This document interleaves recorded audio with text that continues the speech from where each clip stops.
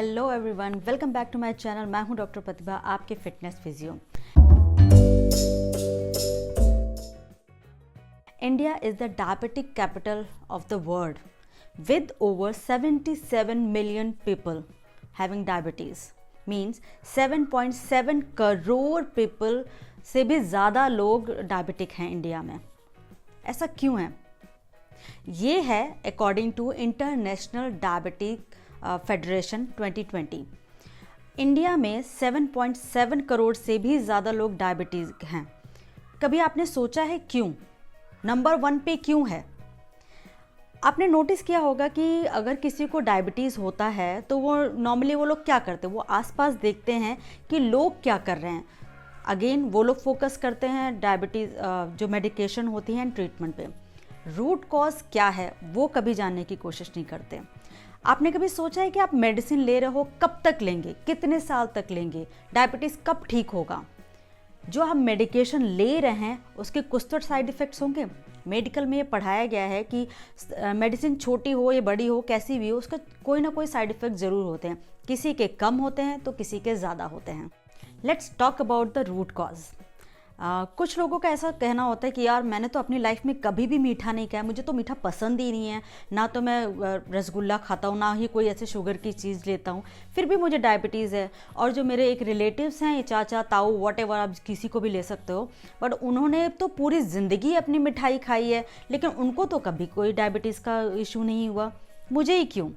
देखिए, हमें ये समझना होगा कि ये बॉडी टू बॉडी टाइप होता है। कुछ बॉडीज़ ऐसी होती हैं जो डायबिटीज़ के लिए प्रोन होती है, मीन्स उनमें प्रोबेबिलिटी ज़्यादा होती है। आप ये मानिए, शुगर खाने से डायबिटीज़ नहीं होता। ये डिपेंड करता है कि आपका बॉडी टाइप कैसा है। हम कुछ भी एक्टिविटीज़ जो करते हैं कि चाहे उठना हो, बैठना हो, हम खड़े हैं, हम चल रहे हैं, या हम कुछ भी काम कर रहे हैं, उसके लिए हमारी बॉडी को एक एनर्जी चाहिए होती है जिसके थ्रू हम सारी एक्टिविटीज़ कर पाते हैं। और वो एनर्जी किस फॉर्म में मिलती है? वो हमें मिलती है ग्लूकोज के फॉर्म में। ग्लूकोज से एनर्जी रिलीज़ होती है जो हमारी बॉडी, हमारी सेल है, वो यूज़ करती है एक्टिविटीज़ करने के लिए। Now the question is, glucose body में कहाँ से आता है? बॉडी ग्लूकोज कैसे बनाती है? फॉर एग्जाम्पल, आपने एक बनाना खाया, बनाना में जो कार्बोहाइड्रेट है वो ग्लूकोज में कन्वर्ट होता है, और जो ग्लूकोज होता है वो सीधे हमारे ब्लड स्ट्रीम में जाके रिलीज़ होता है। ब्लड स्ट्रीम में जब रिलीज़ होता है, एकदम से शुगर आता है, उसको हम बोलते हैं sugar spike, blood sugar spike. अब यहाँ पर एक बहुत ही इम्पॉर्टेंट स्पेसिफिक ऑर्गन का रोल स्टार्ट होता है जो कि पैनक्रिया। पैनक्रिया से एक इंसुलिन रिलीज़ होता है जो कि एक कैरियर का काम करता है, जो हमारे ब्लड स्ट्रीम में जो शुगर है या ग्लूकोज है उसको सेल तक पहुंचाने का काम करता है। तो सेल होती है वो शुगर को या ग्लूकोज को एनर्जी में कन्वर्ट करके उसको एक्टिविटीज़ में यूज़ करती है। ये काम होता है इंसुलिन का। अगर हम बात करें टाइप 1 डायबिटीज़ की, टाइप 1 डायबिटीज़ में क्या होता है कि हमारे ब्लड स्ट्रीम में जो भी शुगर होता है, आपने कुछ भी खाया, जो भी शुगर होता है वो ब्लड स्ट्रीम से जो काम करती पैनक्रिया, जो रिलीज़ करती इंसुलिन, वो इंसुलिन वहाँ रिलीज़ ही नहीं हो रहा है। पैनक्रिया इंसुलिन रिलीज़ ही नहीं करती टाइप 1 डायबिटीज़ में, जो कि ब्लड से शुगर को लेकर के सेल तक पहुंचाए।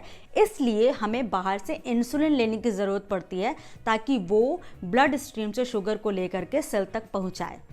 टाइप 2 डायबिटीज़ में क्या होता है? टाइप 2 डायबिटीज़ में आपका जो पैनक्रिया होता है वो नॉर्मल इंसुलिन रिलीज़ कर रहा होता है, लेकिन आप जब भी हम खाते हैं तो वो क्या होता है कि अगर कार्बोहाइड्रेट आपने खाया, वो शुगर में कन्वर्ट हुआ, आपके ब्लड स्ट्रीम में गया, वहाँ से इंसुलिन उस ब्लड स्ट्रीम से आपके शुगर को लेकर के भी आता है सेल तक, लेकिन सेल में ऑलरेडी इतना सारा जो पहले का ग्लूकोज है वो ऑलरेडी जमा हुआ है।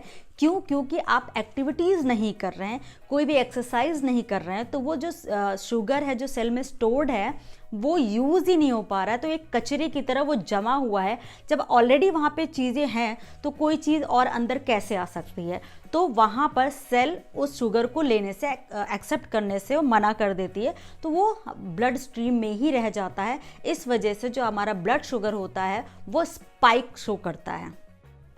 अब इमेजिन करिए कि आपने बनाना की जगह आपने कोई भी प्रोसेस्ड फूड या पैकेज्ड फूड या कोई मैदा या नान कुछ खाया, तो उसका जो कार्बोहाइड्रेट होगा वो बनाना के कंपैरिजन में बहुत ज़्यादा होगा।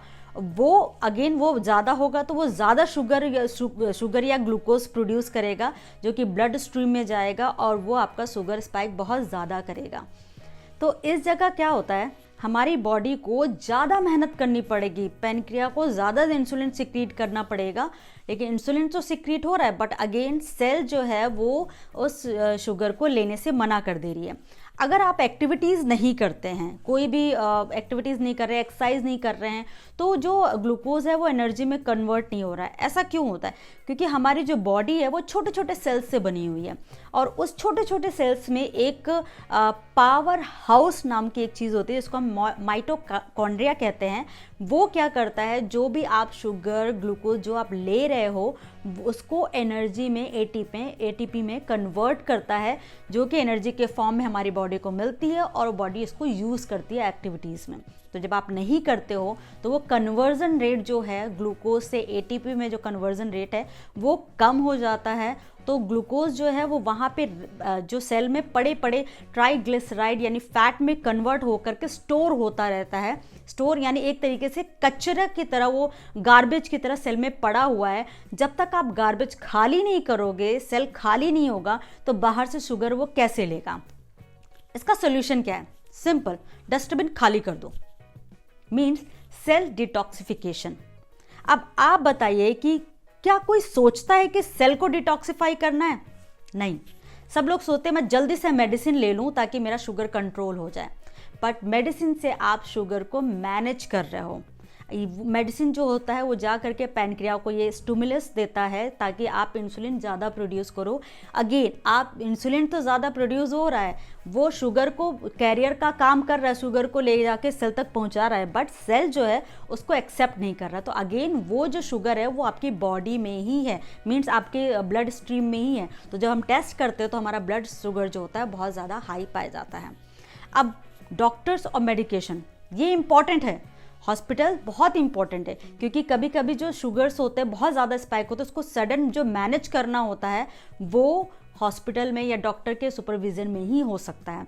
क्योंकि अगर आपने इसको ध्यान नहीं दिया तो इसके बहुत सारे प्रोग्रेसिव कॉम्प्लिकेशंस होते हैं, इवन इसमें डेथ तक हो सकती है। तो इसलिए डॉक्टर मेडिकेशंस तो इम्पॉर्टेंट है ही, बट वो टेम्परेरी सोल्यूशन है आपके शुगर को मैनेज करने के लिए, आपके शुगर को कंप्लीटली ठीक करने के लिए नहीं है। आपने वर्ड सुना होगा इंसुलिन रेजिस्टेंस। ये जो मैंने अभी वजह बताई है ये वजह हैं आपके इंसुलिन रेजिस्टेंस की। आपको दो चीज़ें करनी है, पहला गार्बेज खाली करना है, मीन्स सेल्स को डिटॉक्सिफाई यानी खाली करना है with activities. Second, extra garbage नहीं लेना है। जैसे कि मैंने बोला बनाना में भी कार्ब्स है, नान में भी कार्ब्स है, पर दोनों की क्वांटिटी ज़्यादा है। कम का आपने कम बनाना लिया, उसमें आपने कार्ब्स बहुत ज़्यादा लिया, और बनाना जो आपने एक लिया उसमें आपने कार्ब्स कम क्वांटिटी में लिया, तो ये डिफरेंस होता है। तो एक्स्ट्रा गार्बेज लेना बंद कीजिए।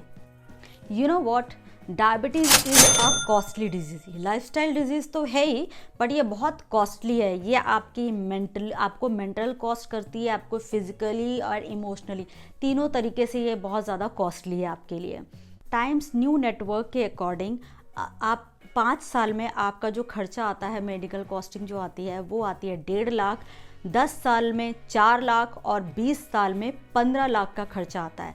ये सिर्फ आपको फाइनेंशियली या फिजिकली ही नहीं हार्म कर रहा है, इवन ये आपको इमोशनली भी बहुत हार्म कर रहा है।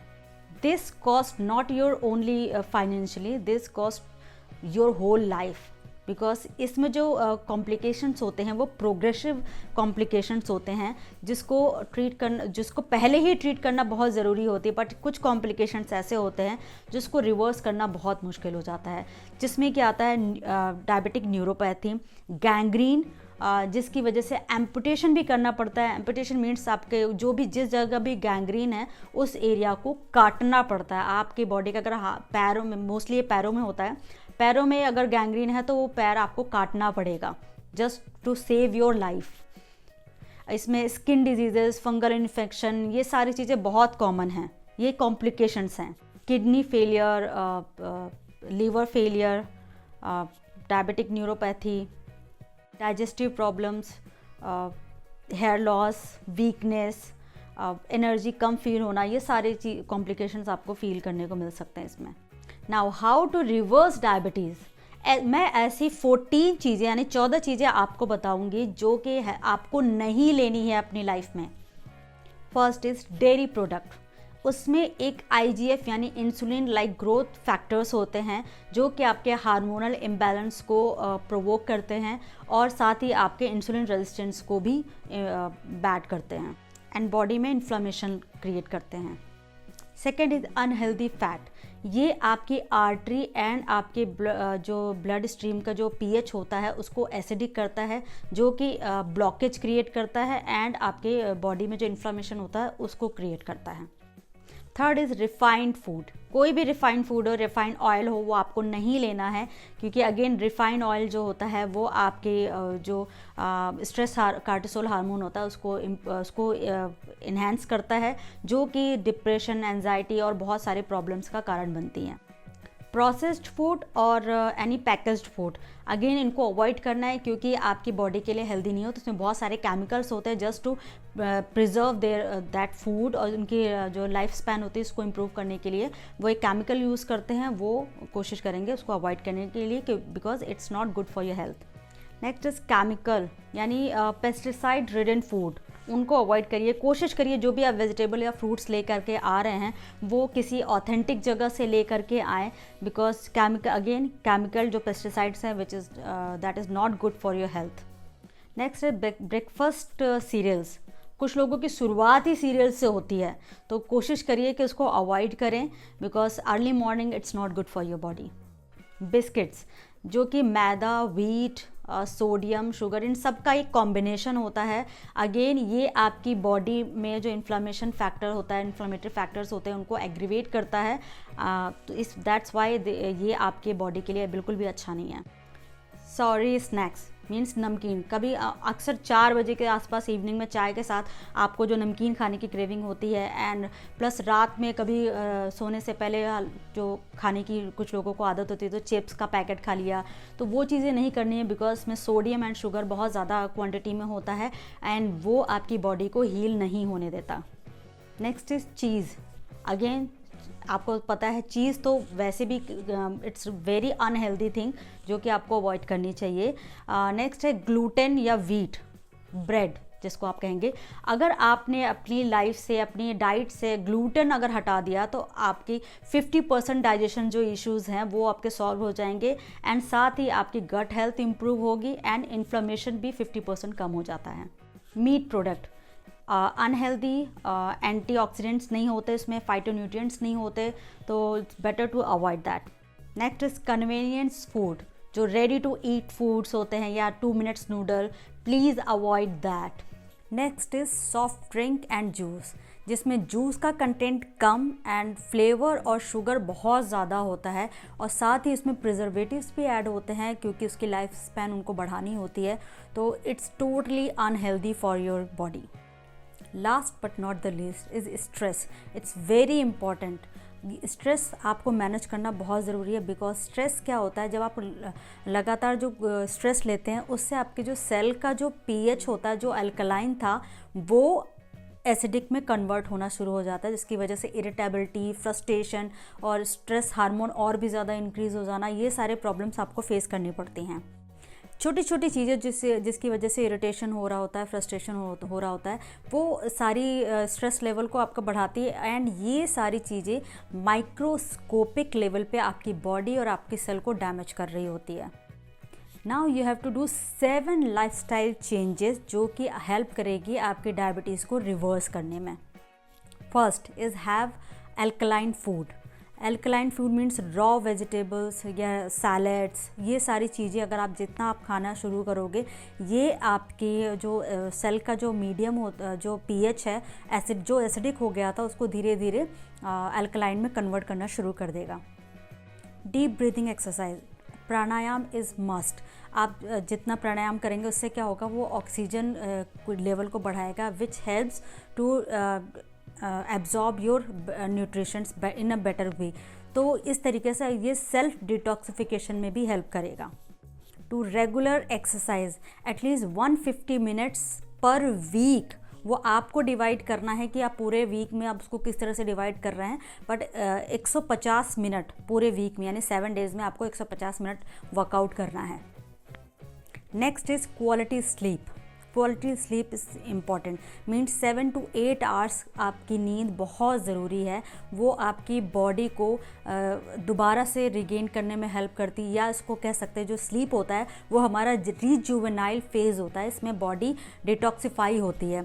और साथ ही जो आपका ग्रेलिन एंड लेप्टिन जो हार्मोन्स होते हैं, जो कि सैटिस्फैक्शन एंड हंगर हार्मोन है, जब हम सोते हैं उस टाइम पे वो बहुत अच्छा काम करती हैं।